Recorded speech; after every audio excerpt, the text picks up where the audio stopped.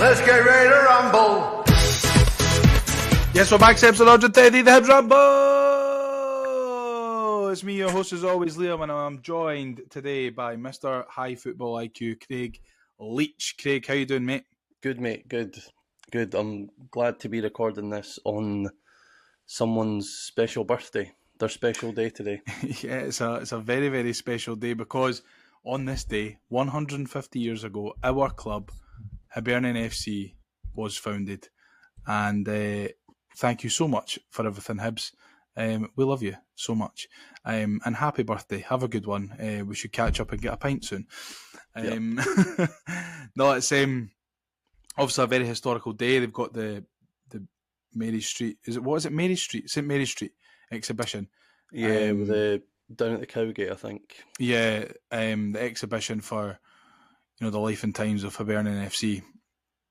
So if you've got a spot to go and see the exhibition today, then enjoy it. I thought I had got myself a spot, but it turns out that I haven't. So I'll just be having to look at pictures and stuff. But yeah, are you going, Craig? I'm not, mate. No, We're terrible Hibs fans. Back to work tomorrow, so got too much on today, unfortunately. We're terrible. We're terrible supporters. Yeah, we are. I've not even been to a game yet. That's how terrible I am. That's worse. That makes me feel a lot better, actually. Mark's already been to Denmark, and now he's back and going to fucking Belgrade. Well, I mean, he's absolutely made the money, so yeah, that's why he doesn't sully himself with coming on third-rate shite like this anymore. I did ask him, and he was like, "No, I'm away. I've got too much to do, mate." Fair enough. What have you been up to then? If you've not been to any Hibs games, it was away at Chessington at the weekend, mate. Went away down for my laddie's birthday. A good time was had by all, but we left on Thursday, so I missed the Midtjylland game at Easter Road, and then we were away. Obviously over the weekend, so missed the Dundee game. But no, it was good. Sat in a fucking blacked out hotel room, sweating like fuck, in the middle of Lincolnshire watching the game on Thursday night. Well? No, trying not to wake fucking everybody up. Oh, right, fair enough. Because it was sat on I had kind of like the Premier Inn, so they have like the wee like cuck tables. I basically sat at one of them. I was in the cuck chair watching Hibs. Quite after the odd chair. You were in the cuck chair watching Hibs get penetrated at Easter Road. Yep. If there was a Hibs way to go out of if there was a Hibs way to go out a European tie, that was at a fucking overhead kick in the 190. Yeah, I mean, I don't really want to dwell on that game too much, obviously, because we've got another European game coming up tomorrow. But I thought over the two legs we were really, really good, and we made a real good account of ourselves in a tie where I think a lot of people, including a lot of Hibs fans, thought that we were going to get rattled. But we went toe to toe with them. We proved that we were just as deserving to be in that position as they were.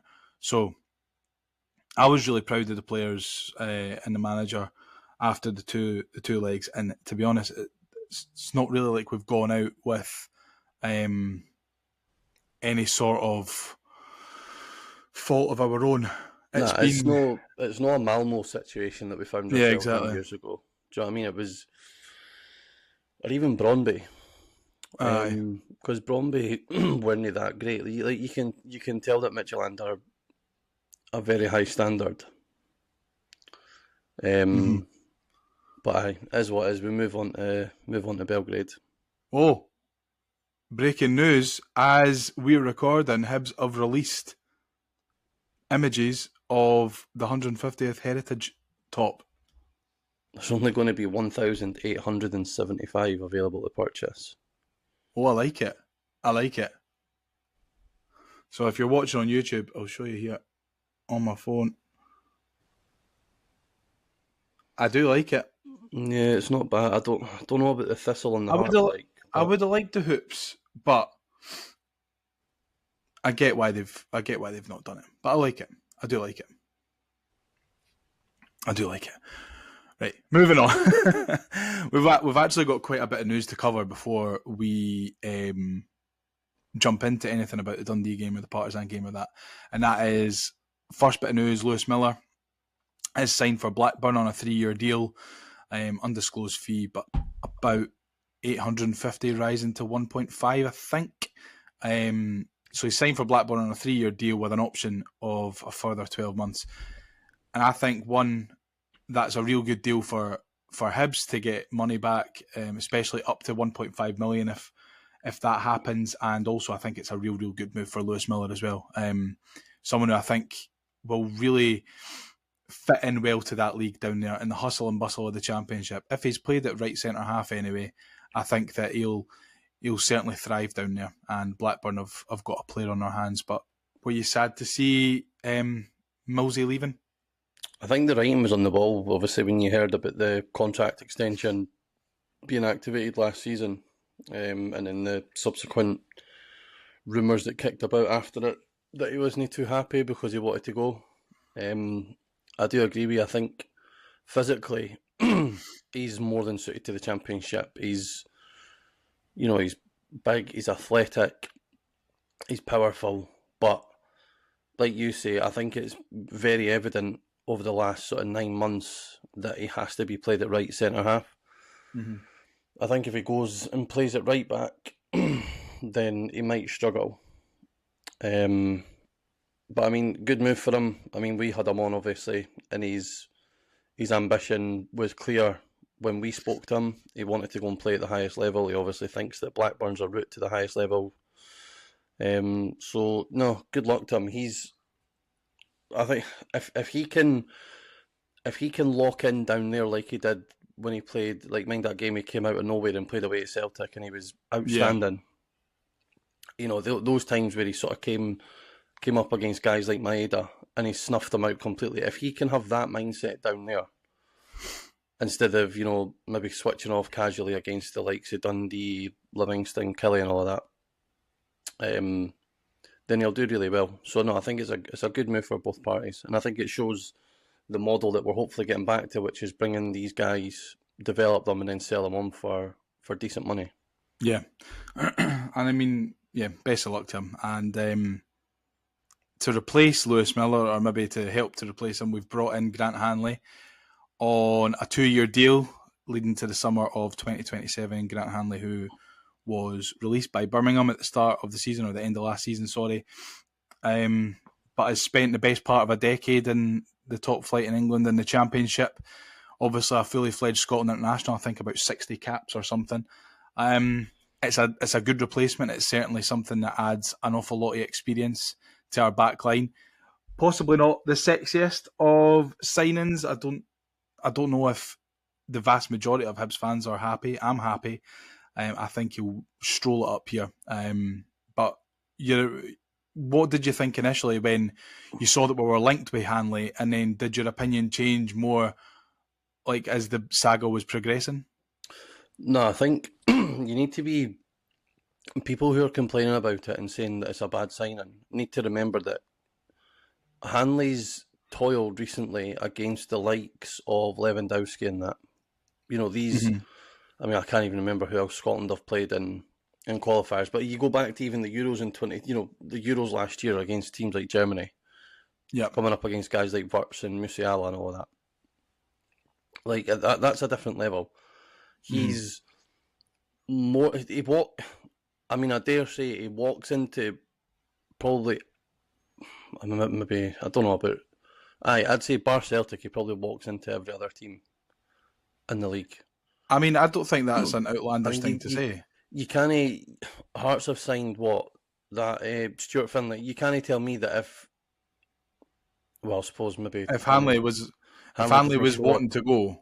If he wasn't showing up on the super duper analytics that only Hearts and Brighton seem to have access to. I mean, it is quite an outlandish comment, but I do think that he does make the starting 11 for every team in the league, bar Celtic, probably. So it's a real good signing for us. Experience, you know, we've lost a bit of experience with Dwight Gale. We're bringing in Hanley, who's was Norwich captain. He's been promoted to the Premier League a couple of times. He's played umpteen games in the Premier League. He's played over 60 times for Scotland, been part of the squad that's got us to our last two European Championships. So if you're turning your nose up at him, I think it says more about you than... I think the fact that he was available and he wanted to come to Hibs, I genuinely think that at the end of the day, it's actually a no-brainer, to be honest. And also, this whole stuff about him being slow and all that, if you look at I don't know if it was Callum that put it in our chat the other day, he was actually clocked faster than Guardiola at the Euros last year. No, I'm sorry. He's got a good recovery pace. He does. He does it. He just doesn't look like he's going to be a quick guy. Yeah, I think on the turn, he's probably... he might need to get the hazard lights on when he's turning. But when he gets up, then that's why we've got Ahora, Rocky, Iredale. Yeah, and if Hanley's going to slot in that back three, then he's got the other two centre halves to help him out. Yeah, it's where Hanley slots in though. It's the thing, because naturally, and me personally, I was speaking to somebody last night about it, and he was saying Hanley into the middle, slot Rocky over to the right hand side of the three, and I'm like, I'd rather not do that. I'd rather not take Rocky away from that central area where he's built up a level of performance and a level of confidence to where he's now, he now believes he's going into every game thinking he's going to be physically dominant. And you take him away from that central area. I don't know, just for me, the only thing is we'll obviously lose what Miller gave us from an attacking perspective down that sort of right-hand side. Yeah. So it could be that, it changes it up even more with Cadden. Is this now where Mulligan will move over to that right-hand side? Yeah. And see what happens with Chris Cadden. But no, it's a brilliant signing. Absolutely, like you said, an absolute no-brainer. And you're probably looking at one of O'Hora or Ekpiteta. Probably Ekpiteta more than likely to be the one to go out the door in the other direction. Yeah. Well, I mean, it remains to be seen. I suppose there's still a long time to go in the window. And that's obviously underlined by the fact that there's been tenuous links online about us being interested in a couple of players. One of them being Johan Magnin, who I believe is a French. Yeah, he's a French defensive midfielder, currently without a club, was most recently at Clermont Foot, where he spent most of his career. 29-year-old, I think. 28-year-old, sorry. Plays as a defensive midfielder. I don't know anything about him, but it seems like the club are obviously looking at options for that sort of Triantis hole at the moment, because as well as Johan Magnin, there's also been a couple of rumours about us going for a fella from Young Boys called Miguel Chewa, a Zambian fella who also plays defensive midfield and is valued on Transfermarkt at 1.2 million euros. So, I mean, I'm not going to pretend I know anything about these players or say that I would prefer one over the other, but I think usually there's no smoke without fire with these things, and if it's not one of the two of them, it's probably going to be someone else in that sort of mould. But did you have a look at either of those boys when you saw the rumours? Nope. Good. Nope. Nothing for us to talk about. I don't want us going down the route of signing. I mean, you look at Alassane Amani, who's been in the door since January and he's never done anything. Yeah. It remains to be seen what Clige does as well. They're coming into these sort of foreign signings coming into a heavily... It's not like they're coming into I don't know what to say. It's not a diverse dressing room. But, a lot of the players in the changing room are British/Irish, or guys like Rocky, who've came through at an English club through their youth academy. I think apart from that, it's a very difficult 11 to break into as well. And this is the thing, I think, you see with Hanley coming in, so we're not just... With Hanley coming in, I mean, it remains to be seen what Salinger ends up doing, because obviously Jordan Smith's had the gloves so far. So I think you immediately think, well, that guy can't be any good if he's not managed to oust Jordan Smith. But then again, Smith's probably earned the right to play until he's no longer good enough. Yeah.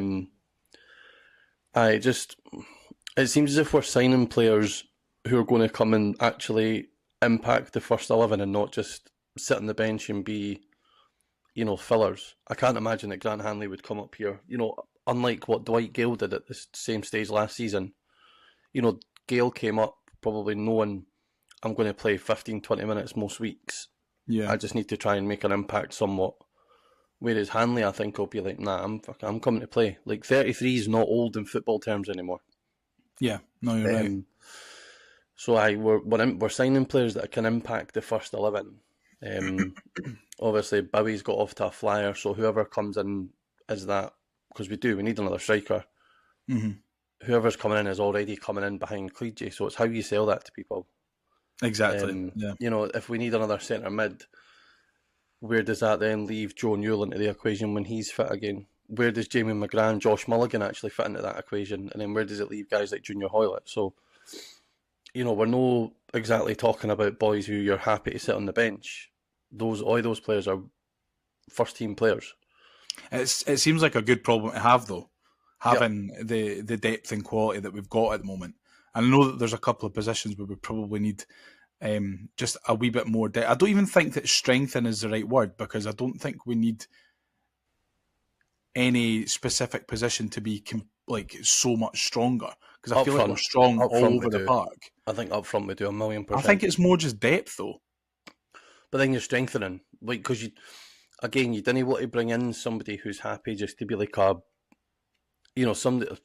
If somebody like Dwight Gale is available, then you're bringing that in just as a filler. But you don't want somebody who's. I mean, I keep seeing Stephen Fletcher's name getting touted about. But listening to him, he done the William Hill, whatever the fucking podcast is called, with Chris Boyd and that. Yeah, he said that it was. He was like, he's closed football wise. He's closed the door in Scotland. He's like 95% sure he's going to retire. And the thing is, the Hibs that he was at is now no longer the Hibs that he would be coming back to. Yeah, exactly. So, I mean, it's very rare that when we bring a player back, if we've had him before, it's usually within a couple of years. Mm-hmm. I mean, Fletcher left in 2008, 2009 maybe. Yeah, so talking 15, like that, 16 years ago he left. Yeah. So I think we need to, if we can get somebody of a Dwight Gale ilk, then brilliant. But if not, we need to be bringing in somebody who's looking at Boyle, looking at Bowie, looking at Cleege and going, I'm not fucking sitting behind you. You're going to be sat watching me. That's what we need. So I still think we do need a quality signing up front, whether that's a loan for Bournemouth maybe, or I can't see us paying 2 fees in the one season for strikers. Then obviously you work further back, and we still lack that sort of Triantis type. Well, the rumours have been kind of flying about. I'm sick of talking about Nectar, and it's our version this summer of, did Rachel get off the plane? That's exactly what it is. No, it's the rumours have been flying about. I mean, the rumour has been put out there by Alan Nixon, who, by all accounts, intents and purposes, is an absolute gobshite. So, if he told me everything that he says with a pinch of salt. If he told me our home stadium was Easter Road, I'd have to go and fact check it. Yeah. I think it was a tenuous link that he put out there because Hibs got money for Lewis Miller. His link was, Hibs have got money for Lewis Miller, so they are now wanting to go and buy Nectar Triantis. But we already had the money for him. We already had the money before Miller was sold anyway. So yeah, so I think that, I mean, believe it if you want, but I'm kind of choosing to take that with a massive grain of salt. But there was another rumour flying about Twitter yesterday about Harry Clark potentially being on Hibs' radar again. He's apparently injured, but I can't find any. I'm sure he done his cruciate or something. Was he not like Stoke or something last season? I think it was Sheff U he was at last season. Sheffield United, He'd be a really good signing. I really liked him when he was here. And obviously you've got the link with Malky Mackay as well, because Malky signed him for Ross County initially. Exactly, yeah. So if he's one that we could get over the line, he gives us what we're probably then going to miss for Miller. Yeah. but Agreed. also gives real good cover because I'm sure he played left and right wing back the last time he was here. I think he did, scored in his debut from left wing back, I think. Under wee Sean. Yeah. Baby Sean. And just before, last couple of bits of news, obviously we've got Partizan Belgrade tomorrow in the qualifying round 3 of the Conference League. The draw was made on Monday for the playoff round. So if we get through Partizan Belgrade, we'll be facing the loser of AEK Larnaca or Legia Warsaw. I think it was probably in our grouping, probably the one that we were hoping for, to be honest. Either that or get Midtjylland back at Easter Road and revenge or repeat. But it looks like to me, on the face of that tie, that it's probably going to be AEK Larnaca and a trip to Cyprus for Hibs if we get past Belgrade. Yeah, I think they've just put Partizan out of the Europa League qualifiers as well. Yeah, on penalties. I think it was the first qualifying round. Yeah, so, I mean, you look at who, if we'd have got past Midtjylland, we could have ended up playing fucking Crystal Palace. So, yeah, like, I think, yeah, exactly. I mean, we've always needed. Fredrikstad are shite, this and that. But the fact of the matter is, by the time we would have played Fredrikstad, if we'd have beat Midtjylland, Fredrikstad would have been about 21 games into their season. Aye. So you never want to play a team like that. We were always going to have to win 2 games to get to the group stages, regardless of what path we went on. So I think we separate teams are. I mean, it's no the only I only know that is it Limassol and the team that we played a few years ago, Tripolis. But I think are they not Greek? They're Greek. Aye. You know, Ammonia, Nicosia, because Neil Lennon was there. Aye. So pneumonia, more like. So aye, it's they're winnable ties. It's not as if we've been drawn against a fucking, like I say, a Crystal Palace or one of the qualifiers for Spain or Italy. You know, we're coming up against a team who's probably comparative to our level in their league. So of course, it's two winnable ties. I mean, you hear the name Partizan Belgrade and you immediately think, whoa. But then you remember that it's Red Star. That's the fucking the good one. That's the daddy over there. Yeah. And I mean, I was just looking at their squad, and I mean, they've signed. I mean, they do spend big money on players, but looking at their team, these teams, this is how snobbish I am. If I don't recognise any players, then I think they're shite. Yeah. So that's why Midtjylland, I say to you from the outset, I managed them on FM. I know they've got a few half decent players, because obviously player ability in real life translates from FM. That's just a fact. Whereas looking at their team, I don't recognise anyone. No, neither did I. And I think they finished like 24 points behind Red Star. Aye, in the league last season. So it's not as if there's nothing to fear for them, I don't think. Same as Midtjylland. If we can put in the same level of performance that we did against Midtjylland over the 2 legs, then I can see us going through that tie. Yeah, of course. We'll talk about a wee bit more about that tie in a wee bit, but just before we go into the Dundee game, what about Tony Bloom being sung the Heart song at that fans Q&A? You know what it reminded me of, right? Man. Do you remember when you were a bairn and you would go to the local pub, the local pub's Christmas party, and all the bairns would sit on the floor and sing Jingle Bells and wait for somebody in a Santa costume to come through the door and with presents? Aye. That is what it gave me the vibe of. It just reminds me of a cult. It's, I think, mate. See, if you were a Hearts fan of sane mind, not that there's many of them, but if you were one and you're looking at that video, or you were there and you were like, you surely be like, what the fuck are yous doing? Aye, I've seen Hearts fans I know commenting on it thinking, nah, this isn't it. It's so woke. This isn't it. But, he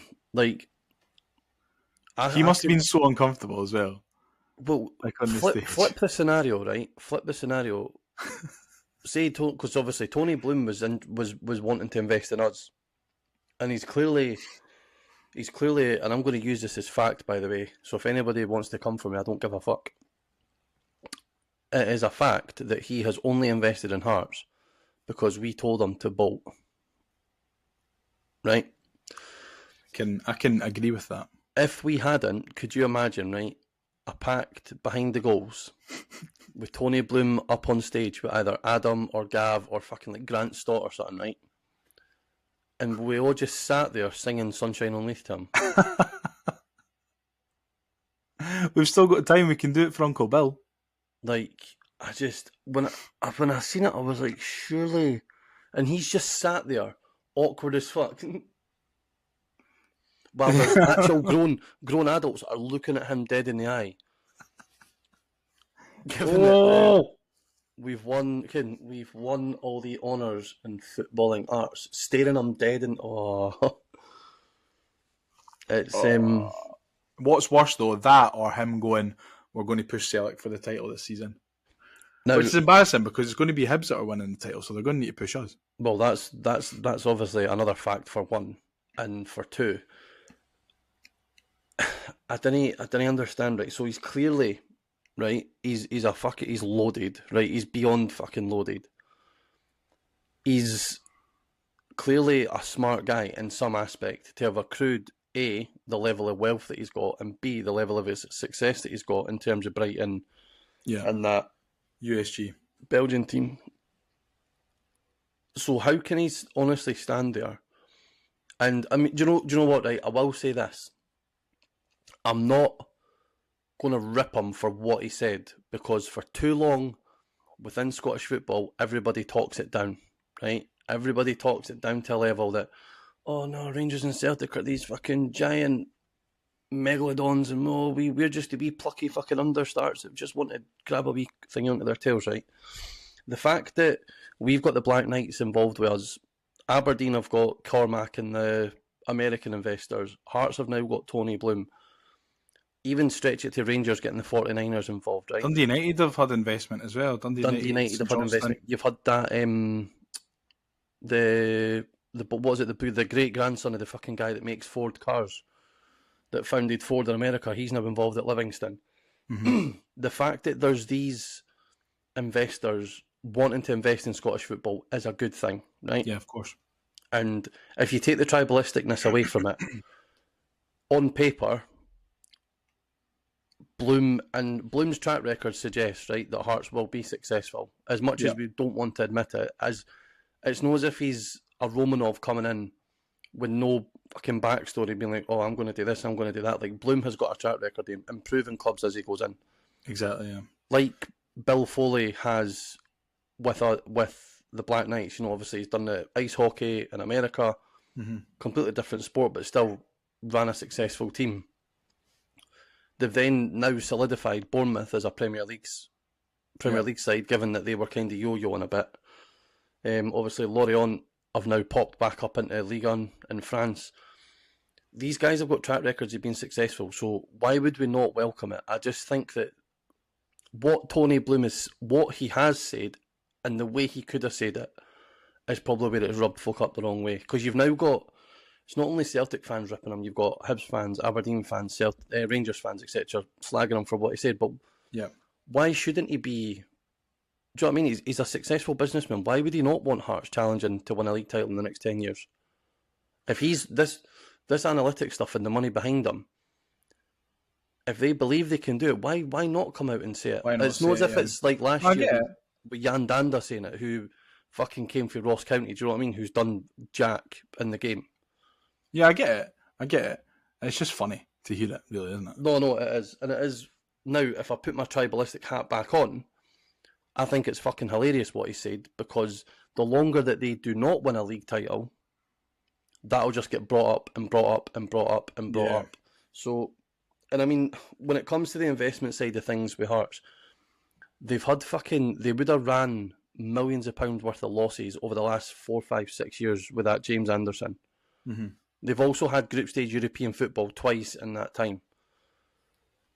So the money that they're they're bringing in isn't the concern. It's now, can they actually start to use that money in the right way? Wisely, yeah. And obviously they're managing to do it by identifying superstars for the Italian fourth tier, the Norwegian second tier, and can the manager that finished below them in the league last season. Yeah, well, Like, I mean, more power to them, but let them believe what they want and they can have their wee moment. Yep. Anyway, back to Hibs. League season kicked off on Sunday, Craig. 2-1 win up at Dens Park. Traditionally, not the easiest place for us to go over the last couple of years, especially last season. Yep. But we went up there and, we absolutely dominated from start to finish. The scoreline doesn't really tell the full story, to be honest. 2-1 suggests that it was a pretty tight game, but all in all, Hibs bossed the game, start to finish. There was no real need for us to get out of second gear. 2 great goals from Kieran Bowie. Sets him up. I think he's now the league's top scorer. So, good for him. And 3 points back down the road, joint top of the league. You've got to be happy with that on opening day. 100%, mate. Dundee are a fucking gang. Let's just say that first and foremost. I will be very surprised if Mr. Basketball Shoes sees out the festival.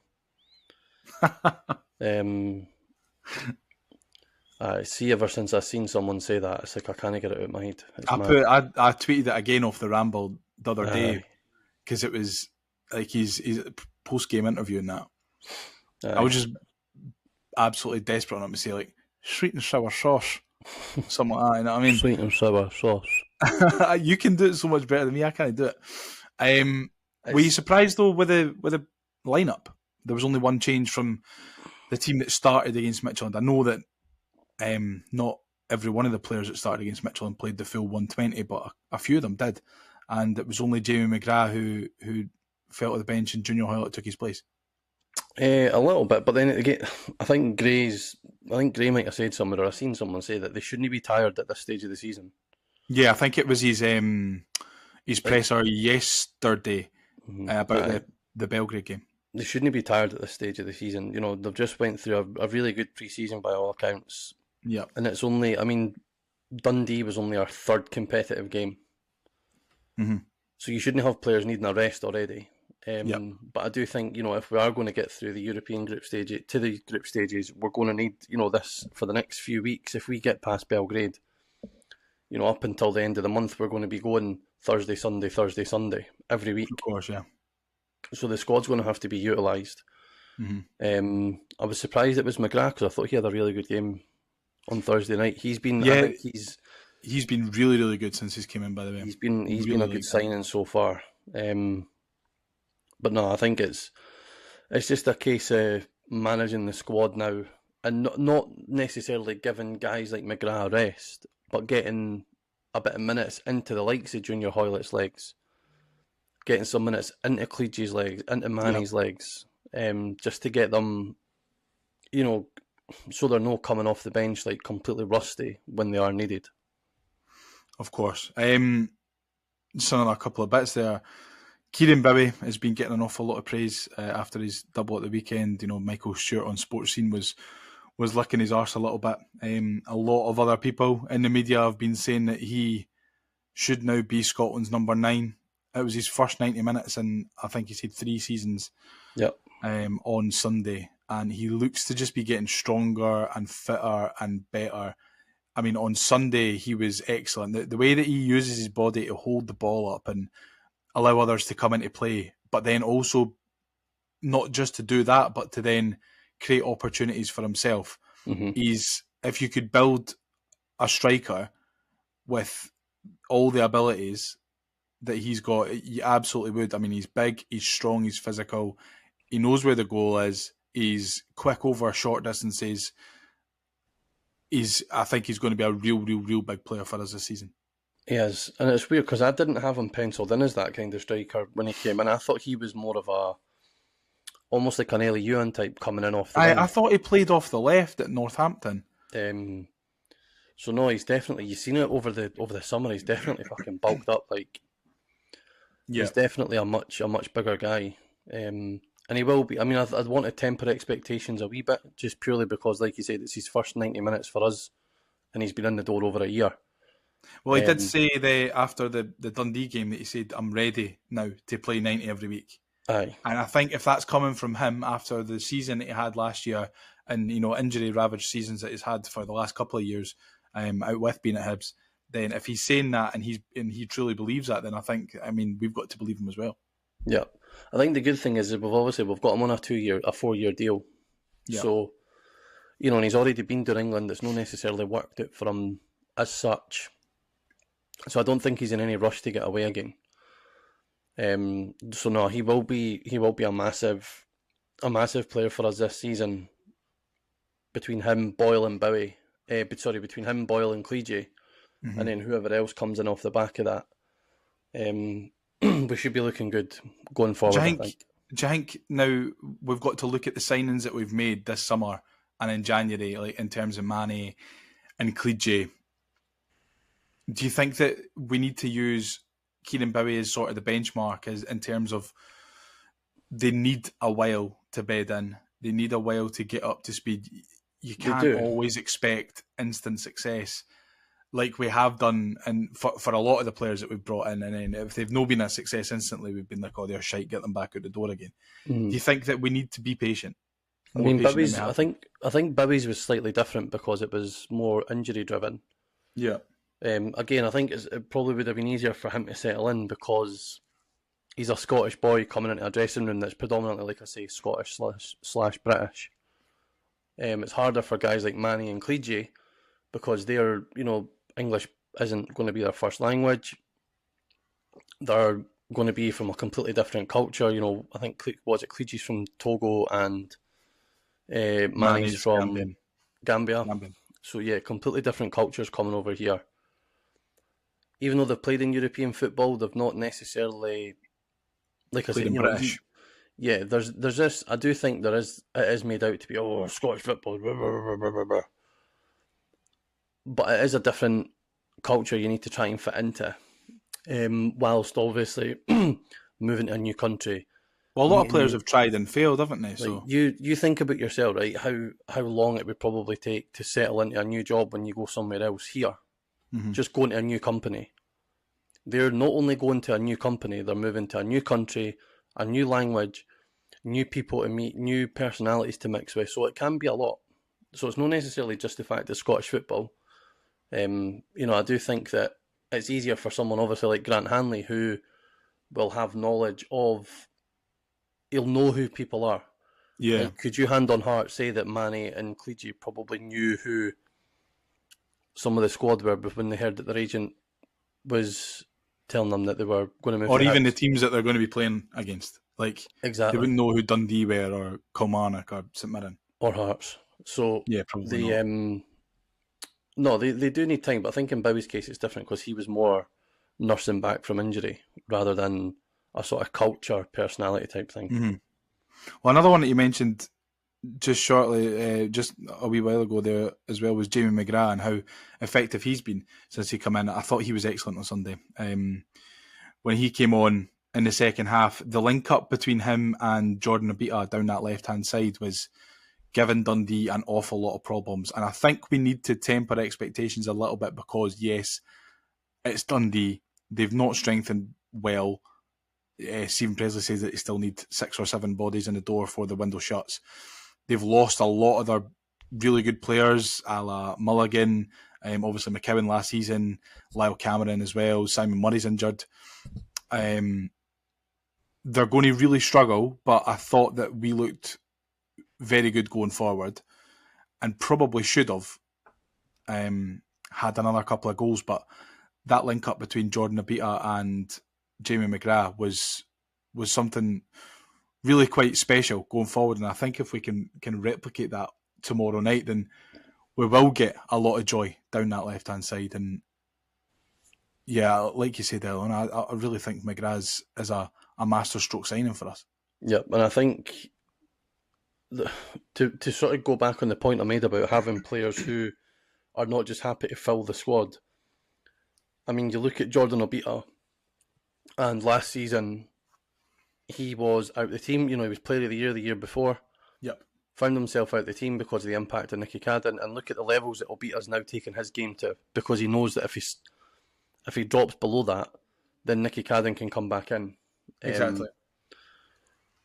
And I think that's really key, that you have that sort of level of competition, because it's clearly pushing Obita on to take his game to another level. Of course.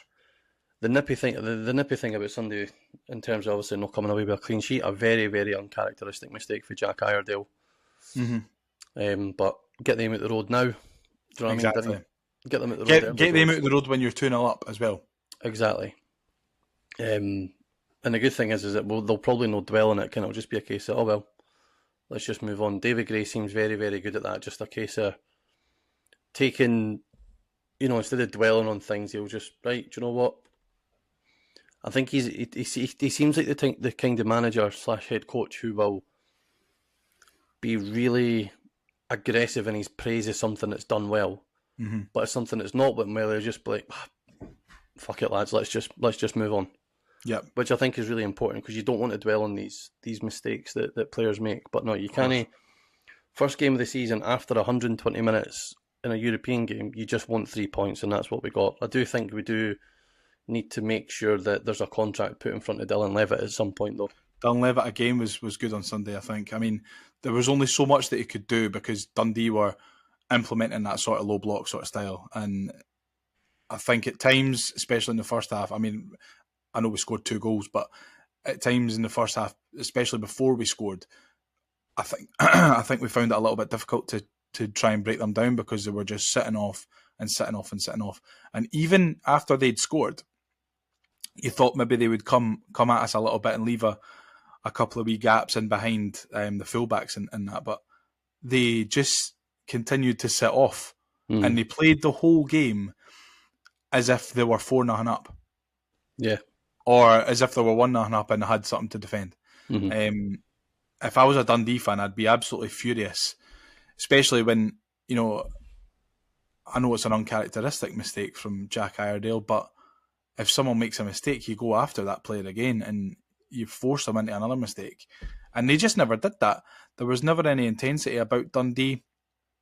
And I think that game really suited us. I think if we'd have had a Hearts, an Aberdeen, a Rangers, Celtic, anyone who would have given us a little bit more of a game, I think we would have then struggled to get through it as well as we did after playing 120 on the Thursday before. But I think I mean no disrespect to Dundee, but it was an exhibition on Sunday, and I think having that will really help us going into tomorrow night's game as well.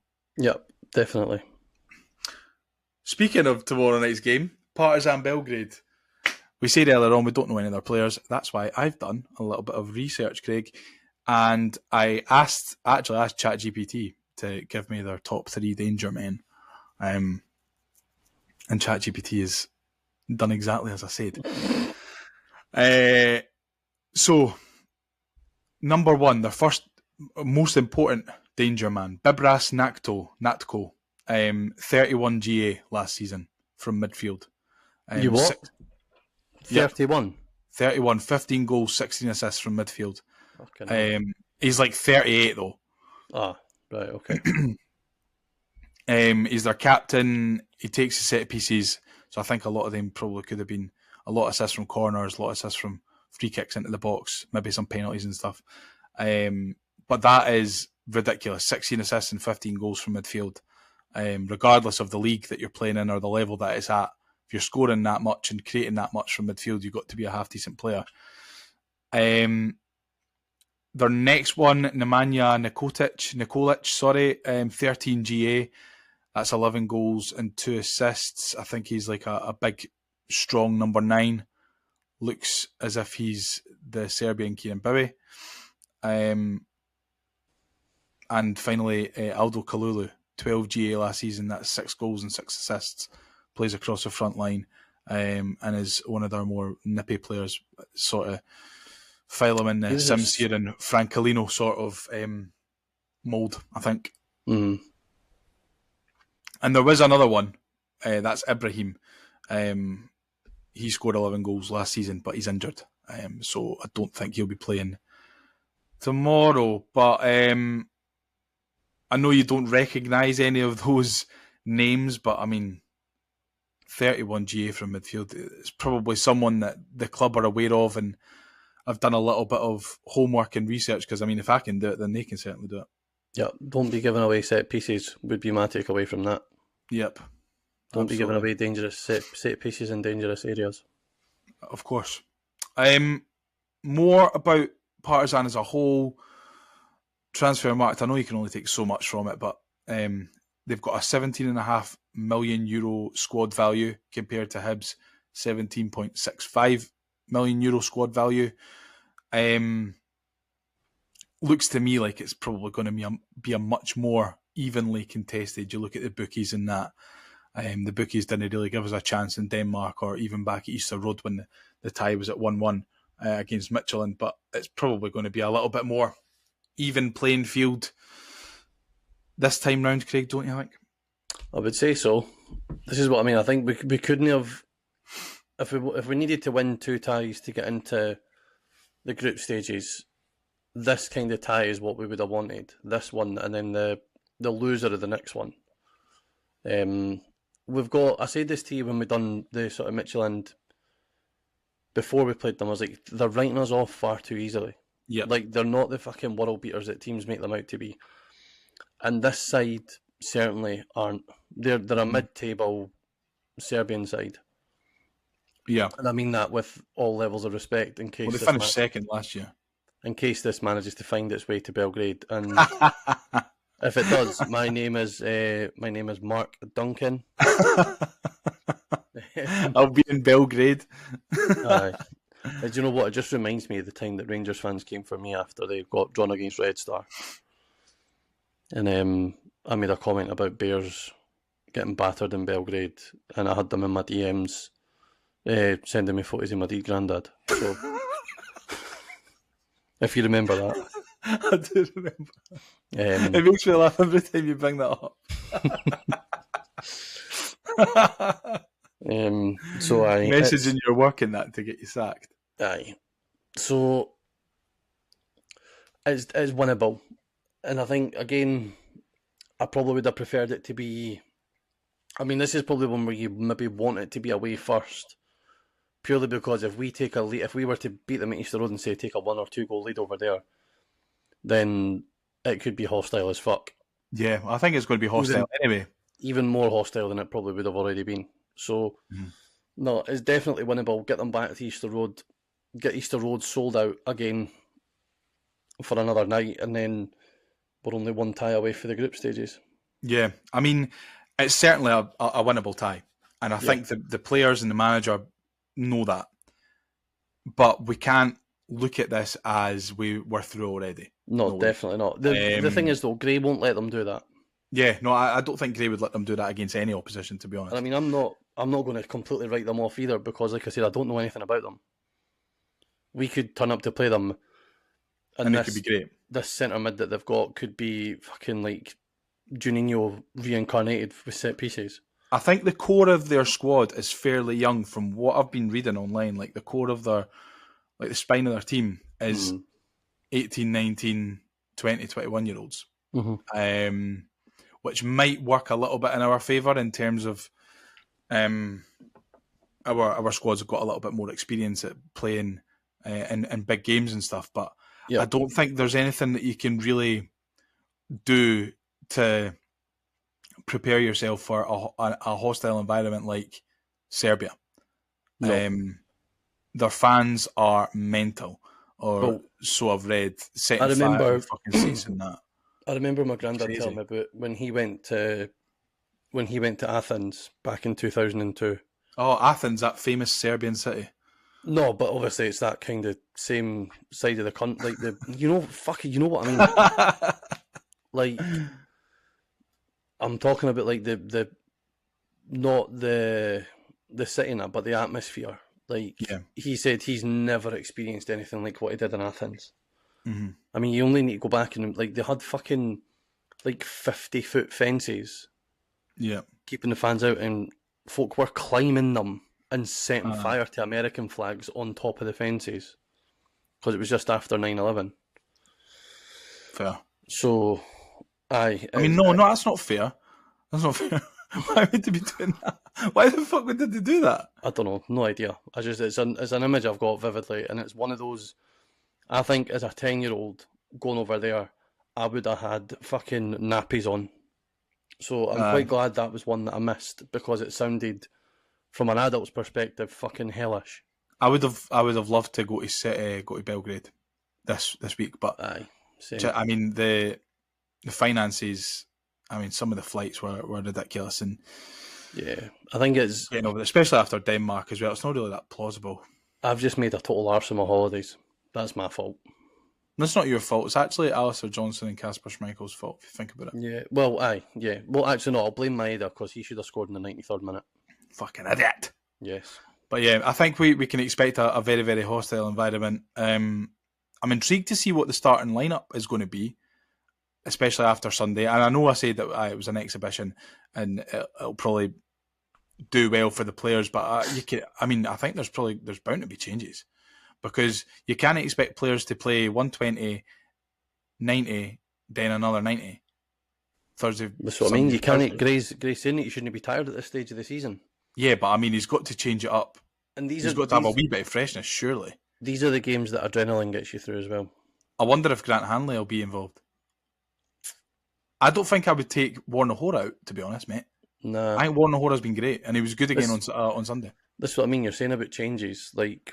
But now you've just said, so you're not changing the back three, right? You're probably not going to change the wing backs. You're not going to change the midfield, and you're not going to change up front. So where does the freshness come in? Grant Hanley comes onto the bench for Oscar McIntyre. Well, there you go. I mean, it's going to be certainly an interesting watch tomorrow night. I'm really, really looking forward to it, actually. And, double fingers crossed that we can come back with a result to defend at Easter Road or for something to play for at the very, very least, because I think when you look at the team and what they all went through on last season, like at the start, and then how they managed to overcome that and get themselves into third and qualify for Europe, they absolutely deserve more ties. They really do. Yep. And I'm just hoping that we can get through these ties. I mean, I've got the utmost belief. This is the most belief I think I've ever had in a Hibs team. Yeah. To go to these places and get results, especially after Denmark. I mean, I know I've said it like 3 or 4 times, but everybody writing us off. We go 1-0 up. And to be honest, I think the players probably would have been disappointed that they came away from that not having won the game. If Boyle could time his runs, I think we're sitting talking about going away to Norway and playing Fredrikstad rather than. If Boyle that goal from Boyle had counted in the first leg, I think it would have been over and done with. Even full time in Denmark. Even Bowie's goal on Thursday there, I cannot tell you how much my head was gone when I seen the replay and I seen how far ahead of the ball Martin Boyle was. Your head is gone most of the time though when watching Hibs, Craig. Let's not lie. It is, but see, when it's something as simple as just fucking looking along the line, it really, really pisses me off. Yeah. Just before we move on to a quick game, before listener questions, can I get a prediction from you for tomorrow? I'll go score draw, 1-0. Score draw, 1-0. I think I'm going to go with 2-0 Hibs. I think we'll surprise even ourselves and come back with a good victory to defend. I hope so. I'm just me too. I'm just very conscious of, again, like what probably everybody done with us in Midtjylland. I'm hesitant to completely write this team off because, as you say, they could come out tomorrow night and fucking batter us on and off the park. Yeah, I hope not. Yeah, I hope not on both accounts. Right, are you ready for a quiz? Okay, mate. Let's do it! Attention all ramblers. Preview.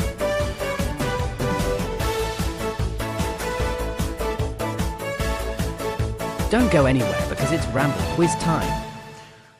Okay, quiz this week. Craig, are you familiar with the game show Tenable? Yes. Right, so I've got a Tenable style question here for you. Brilliant. And if you're not familiar with the game show Tenable, if you're listening, basically I'll ask Craig a question and he needs to give me the top 10 answers or the only 10 answers. And if he gets one wrong, he loses a life. He'll start the game with 3 lives. And if he loses all his lives, then he is dead. And I'm not ever going to tell him what the answers to the question are. And he's going to have to live with that for the rest of his life until he dies. Barry. Is that okay with you? Yes, mate, that's all good with me. You're happy to take that risk? I'm happy to take the risk. Okay, so now this is specific because I know that you're going to come and go, oh, but what about the fucking Intertotal Cup or the fucking Fairs Cup or whatever? I'm looking for the top 10 Hibs goal scorers in modern UEFA qualifying. So that's Conference League qualifying and Europa League qualifying in the modern UEFA era. So since Champions League. So you're talking since, like, what, so 92? Yeah, I think I've actually got it since 2000, to be fair. Since 2000, right, okay. So this will be from the AEK Athens game onwards. No one that played in that AEK Athens game is on the list. But that's where we're talking. If we're talking modern, yeah, we're talking modern. Yeah, modern. So because I don't think we played in Europe in the 90s. I will give you. I'll give you a clue here, and I think the earliest tie on this list was 2010. I think. Right, so that would have been what, Maribor? I think so. Maribor, right, okay. Right. Are you ready to go? 3 lives? Yep. Okay, on you go. There can't be that many on it, surely. We've not played in Europe that much. There's 21 on my list, but I'm looking for the top 10. 21 goal scorers? Mm-hmm. Fucking hell. Right, so if you're saying nobody, so I would have immediately thought Paco Luna, but he can't be on it because obviously. No. And this doesn't include Intertotal. This is purely just qualifying. This is purely UEFA Europa League qualifying and UEFA Conference League qualifying. You've got 21. There's 21, yeah. If I named all 21, you'd be like, "Oh, aye, right enough." I'm trying to fucking think, man. How? Go easy. Go top level first. Right. So.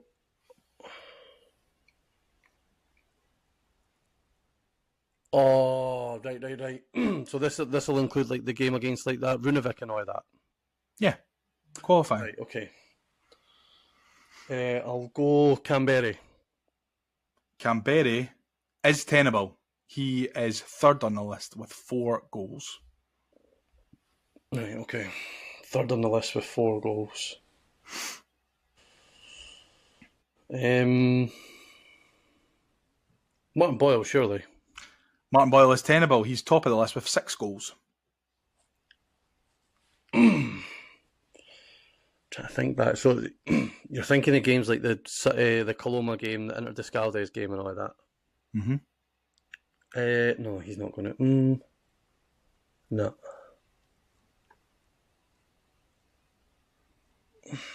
Is David Gray on it? David Gray is tenable. He's 4th on the list with 3 goals. So you've got Boyle in 1, Canberry in 3, Gray in 4. I'm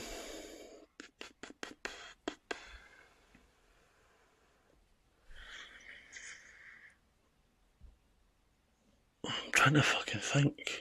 This is a good one, eh? It's a good quiz, this one. It is. It is a good one. I'm trying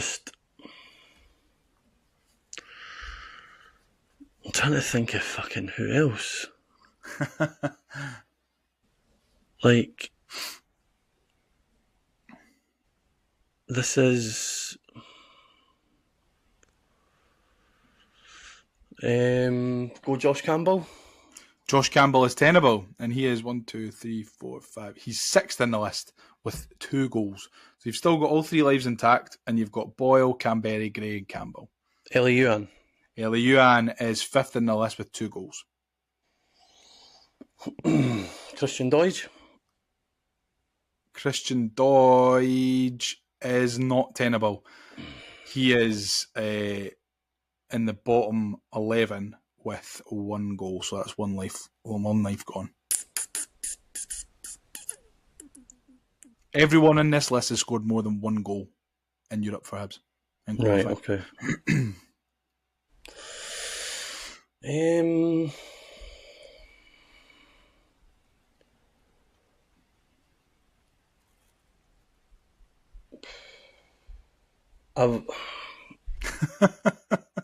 I would have taken a stab at one of them, but because I've already lost a life, I don't feel confident enough doing it. John McGinn? John McGinn is tenable. He's got 2 goals. He's 9th in the list.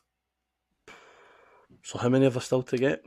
So you've got Boyle, Canberry, Gray, Yuan, Campbell, and McGinn. So you need 2nd, 6th, 7th. No, sorry. You need 2nd, 7th, 8th, and 10th. Stevie Mallon. Stevie Mallon is 2nd with 4 goals. He's tenable. Right, okay. So you need 7, 8, and 10. 7, 8, and 10. You've got a couple of rogue shouts in there, actually. A couple of rogue answers. I think if I was in your position, I probably wouldn't get it. You didn't get any clues in Tenable, do you? I'm not going to give you any clues anyway. Alright, sound.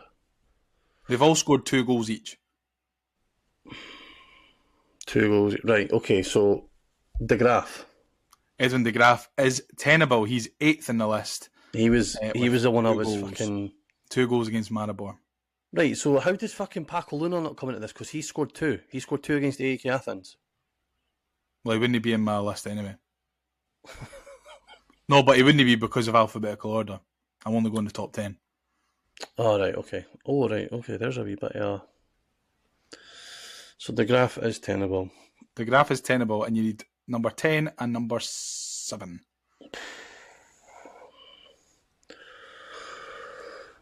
I'm trying to think who...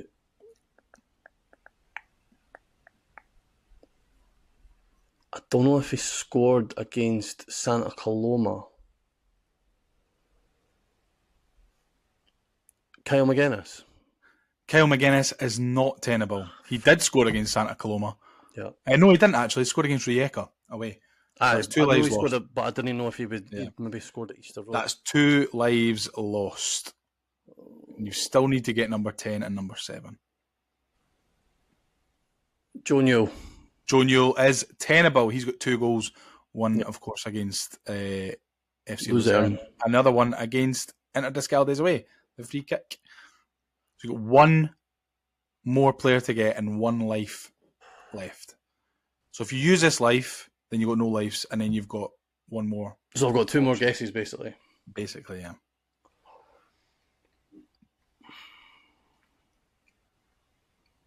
Santa Coloma. Did we beat them like 5-2 or something at home? Was that not the first game back for COVID? Santa Coloma. Yeah, it was actually. Yeah. I'm going to go... I don't know if I'm way off because of this shout. Based on who it could have been. But I will say Kevin Nisbet. Kevin Nisbet is not tenable. He's only got 1 European qualifying goal for him. Fuck! So you've got 1 guess left.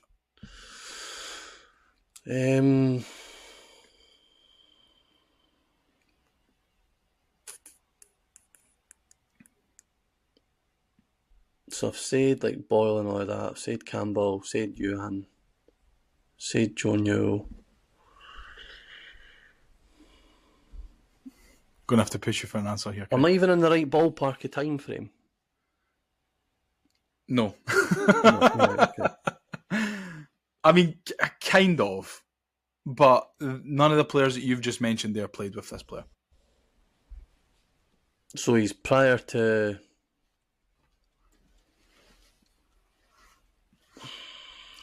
He's prior, yeah. Said John McGinn, said David Gray, said Canberra. I think he played with John McGinn. I think. Nah, he would have done, eh? What, at Hibs? At Hibs, yeah.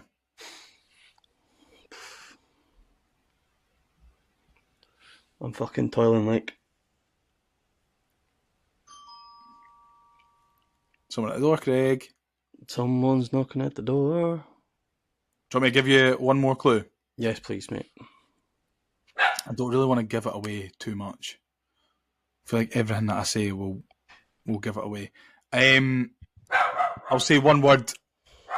Maisie.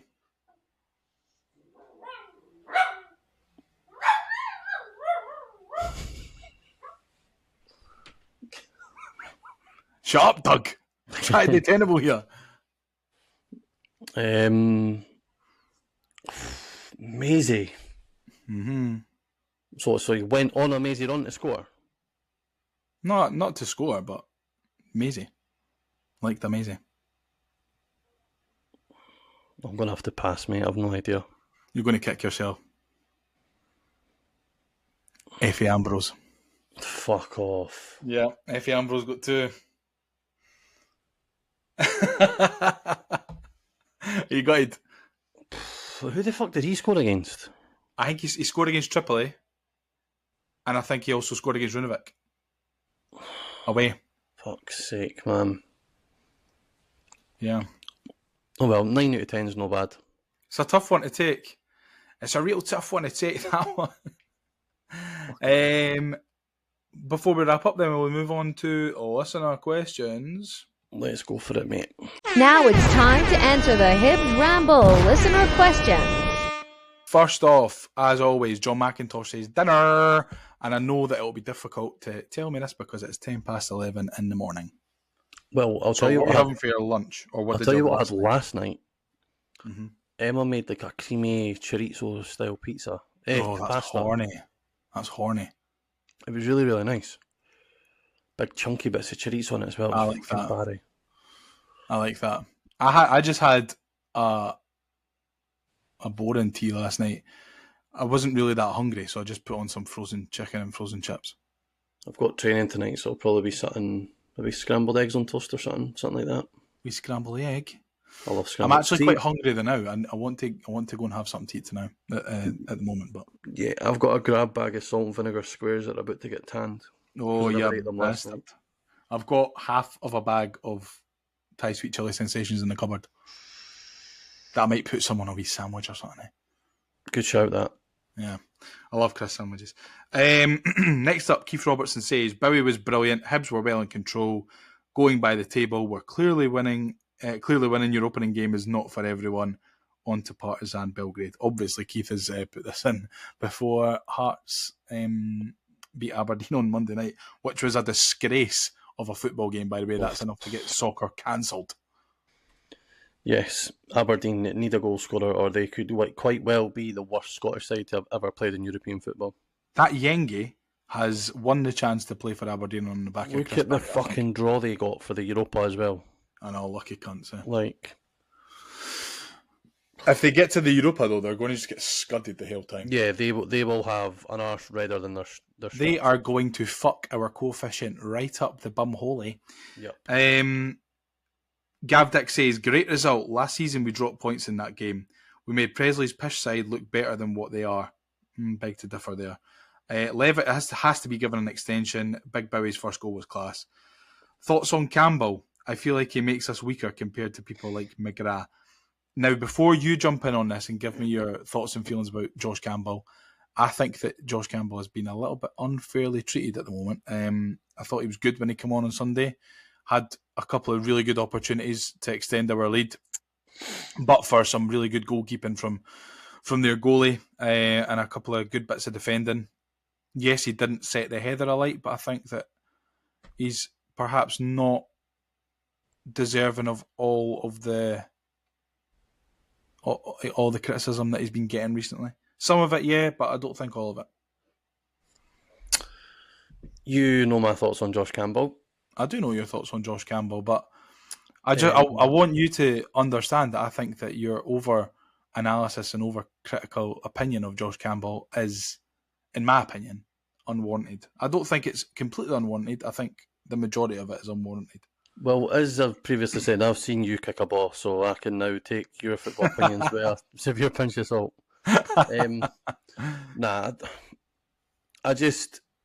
All I will say, right, is I think we've now, where we want to go, we have moved past the need for someone like Josh Campbell in the team. I think that's a fair reflection, though. Don't get me wrong, right, he has popped up with crucial goals at crucial times. But beyond that, I mean, all I'll say is, right, look at the flack Stevie Mallon got when he used to score screamers, right? Yeah. Stevie Mallon got the luxury player tag. Luxury player tag, yeah. But so for me, that is what Josh Campbell brings, but without anywhere near the technical level of ability that Stevie Mallon had in terms of striking a ball. The amount of times that I've watched Campbell, and we as a team become considerably weaker, in my opinion, when he comes on. I think, yeah, I don't want to get drawn into like an overly get him fucking out, Shan type opinion. I think, putting it as diplomatically as I can, I think, like I say, we've moved for where we want to get to. We need better than Josh Campbell. I'll say that. Not to take away from what he's done for the club, and I know he's living the dream. He's a Hibs fan, and I think with a bit more of a sensible head on my shoulders now, rather than going on fucking Twitter and saying X is shite, you're shite, that's shite. Knowing that that they could just come back and go, well, it's like, you're coming to pay to watch me, pal, so just fucking wrap it. Yeah. I don't think it helps anybody being derogatory towards players. I think as fans, we're more than valid to have an opinion on certain players. Well, all players actually, and how the club is and whatever. Because effectively, we are paying customers, so we have a right to voice an opinion. But that opinion, for I feel like there's a line, and I think that when the line is crossed, it becomes. When it becomes abuse, there's no need for it. Like I can sit here and I can, especially when it's your own club and your own players. I think I can validate opinions on players because, like you, like a lot of us that go to games and that you're no deluded, right? Even though you've never played football at a high level, you understand it to a certain extent when you watch it, and I just think that when it blurs that line between, for me, like I say, for me right now, where we're going, I think we need better than Josh Campbell versus Josh Campbell's fucking shite, get him to fuck. Yeah, and there is a line, I think that the message is the same, but it's the delivery that's the main thing. I wouldn't want. And people forget that the players read these as well. Yeah, I mean, you only need to go back to last season at times with Rocky asking the fucking CEO, "Why does everybody hate me?" Mm-hmm. Ellie Yuan getting the disgusting levels of abuse that he got in his DMs purely because of his skin colour. Yeah. Like, Josh Campbell doesn't deserve to be accosted and abused. I mean, I suppose nobody does, really. No, like nobody does. Yeah, no, but I mean, because he's like the new boo boy, if you know what I mean. Yeah, the new scapegoat, and he, at the end of the day, is a human being and doesn't deserve to be abused. And I'll go back to what I've said as well about other players. It's not, as much as I don't want to see a Hibs team that features Josh Campbell as one of the main players. Mm-hmm. I also don't see the need for him to be fucking constantly abused, because at the end of the day, it's not his fault he keeps getting picked. It's a good point. It's a good So, point. yeah. that you make. Next up, Billy asks, is Kieran Bowie the strongest striker since Gary O'Connor? And I will rebut that onto you, Billy, and I think that Kieran Bowie is the strongest striker ever to play the game. Yeah, I heard that he beat Akinfenwa with one arm, and Akinfenwa had two arms in an arm wrestling contest, allegedly. Yeah.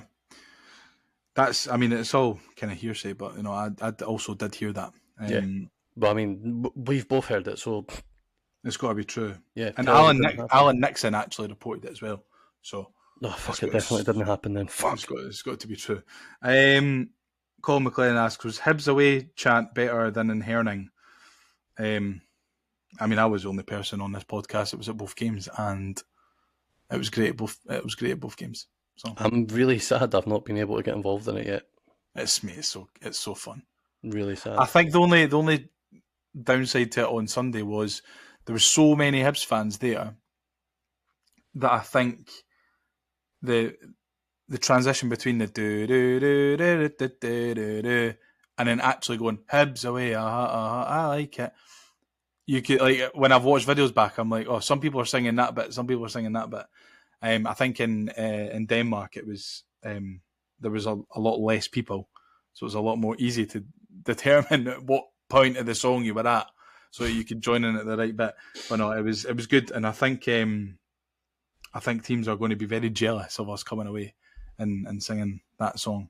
Yeah, but you also know that your head's going to be on fucking Mars when a team does it to us at Easter Road. It's worth it though. It'll be worth it though for being able to sing it away. Yeah, true. Next up, Hibs Boy 1875 says, how miserable faced does Presley always look even before a ball is kicked? Craig Levine's school of managing, he'll be gone within the next few months. Terrible setup from him. Let us walk all over them and showed us far too much respect. Great start to our season though. Happy Hibee. I've got to agree. I think Stephen Presley is just a very weird looking man. He seems like the kind of guy that you'd want as a police officer delivering bad news to a family. For someone who's mental as a player, yeah, and like a proper hard man, he's like a big teddy bear as a manager. Imagine trying to get motivated. I said actually on the way back for Dundee, I'd love him to read me a bedtime story because I think I'd fall right asleep. In between the giggling of him saying S. Or he could make the best story in the world sound fucking shite and you'd be absolutely raging. Yeah, truth. Next up, John White says, the guy behind me shouted, Turrin. I don't know what that means. Every time a player got the ball with his back to goal. I think he means turn. Oh, aye, well, he spelt it incredibly, terribly. Has anyone else ever heard any interesting advice from their neighbours? Surely there's been some quality shouts like at Easter Road that I've heard. I can't really think of many off the top of my head, but there's been some good ones. I actually shouted, and this is a cop out, but I shouted at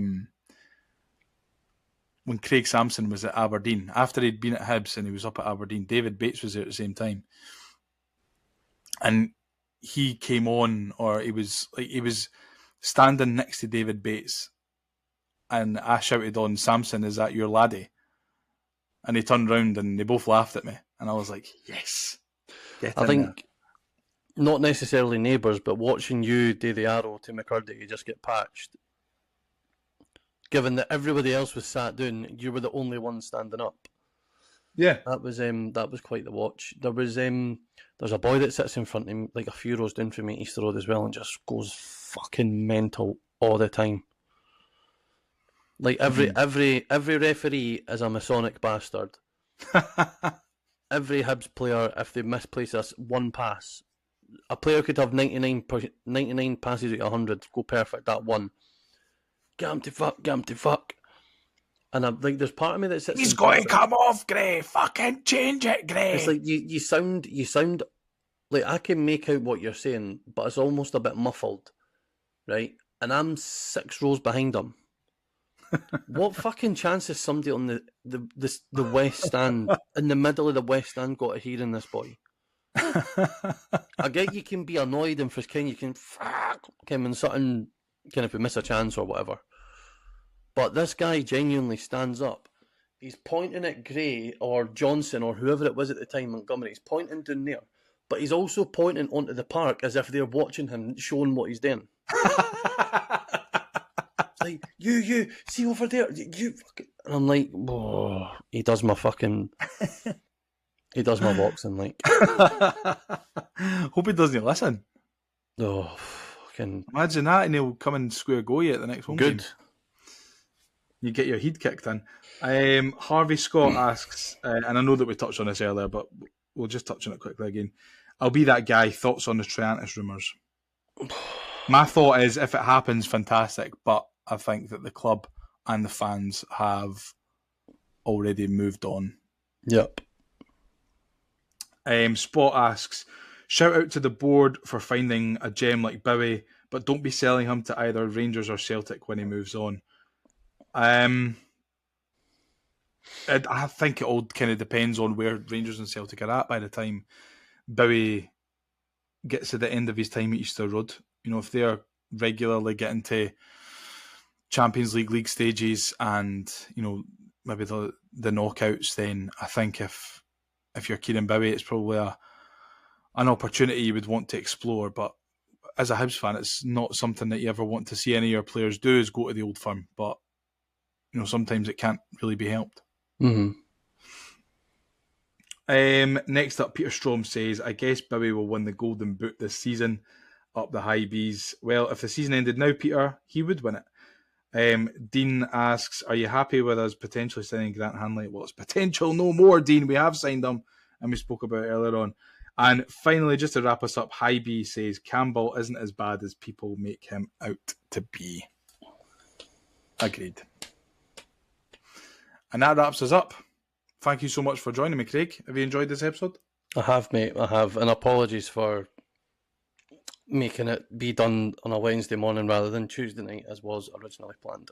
That's okay. It actually worked out better because it's Hibs' birthday. Yeah. Well, there you Happy go. birthday, Hibees. Yeah, well, thank you if you've got this far. If you don't already, give us a follow on social media. We are at the Hibs Ramble on Instagram, Twitter, Facebook, TikTok, etc., etc.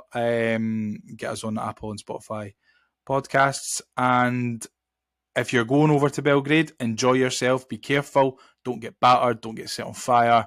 Enjoy the very, very cheap. If your name's Mark Duncan, then fuck you. Okay, I would kind of want Mark to come back, though. I quite like Mark. Aye, but a few bumps and bruises. No, like... No, I'll leave him alone. My pal you're talking about. The best thing is, right, I'm saying all this, I know for a fact he'll not have a clue it's been said, because, like me, if he's not on, he doesn't listen. Yeah, truth. If you are in Serbia and Belgrade, enjoy the very, very cheap pints, or so I'm told. Yes. And make sure that you are heard in that away end come tomorrow night. But other than that, we will talk to you next week. Bye. Let's get ready to rumble.